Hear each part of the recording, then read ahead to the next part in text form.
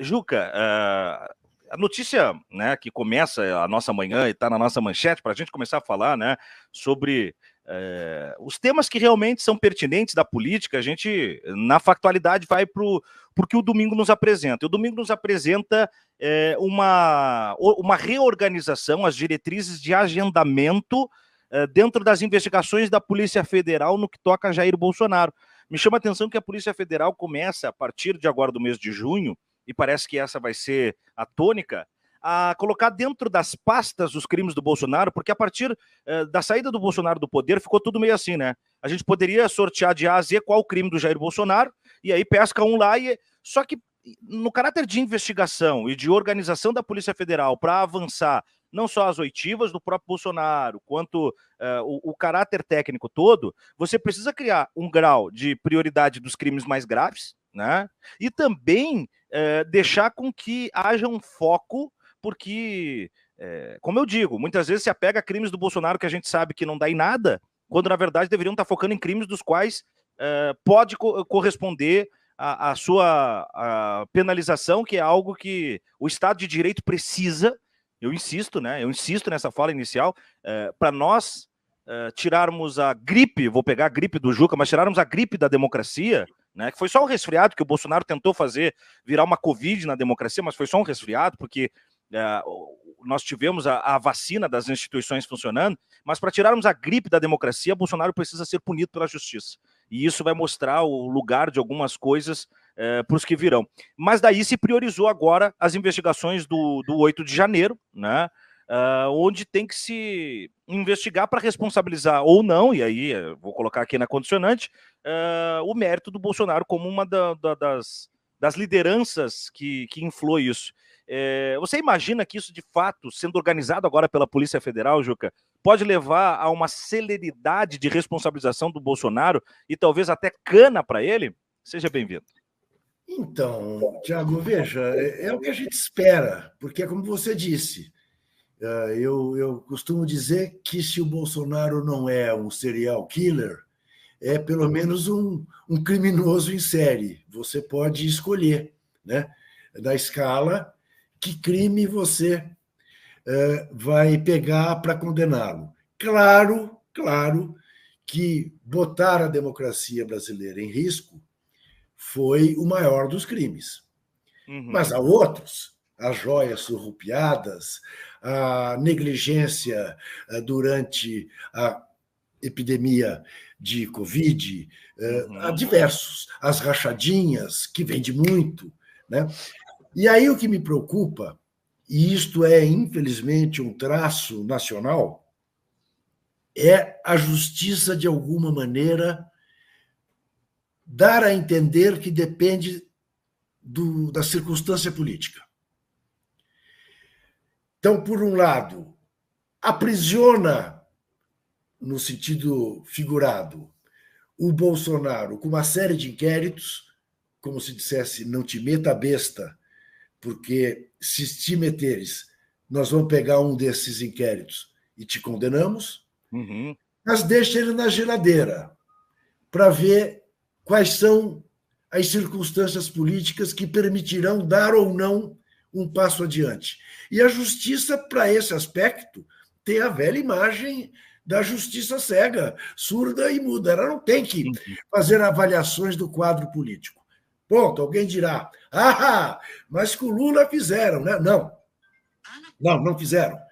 Com Lula corrigiram exatamente um golpe judiciário, parlamentar, mediático, para tirar quem ia ganhar as eleições de 2018. Então, ali corrigiu-se uma rota.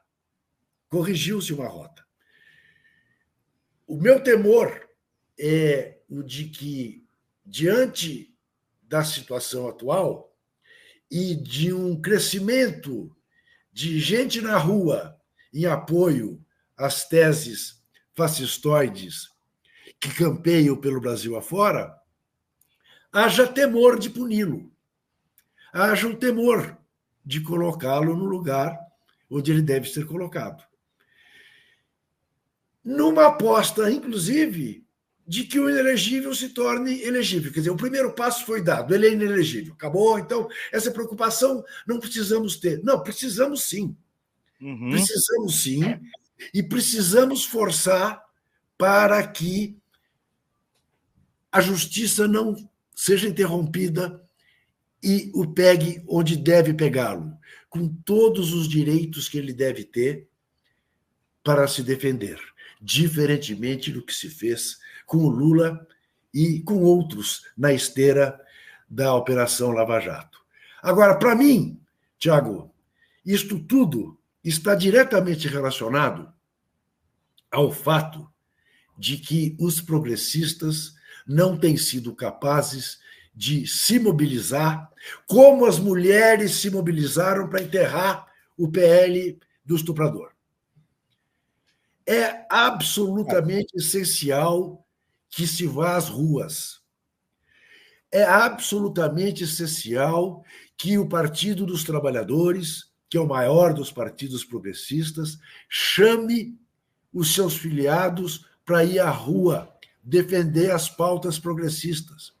Não ficarmos apenas em atitudes reativas, porque não é apenas a questão do PL do estuprador ou da privatização das praias, é o que estão querendo tomar dos aposentados. Há uma série de bandeiras que são absolutamente populares e que cabe aos progressistas defender nas ruas.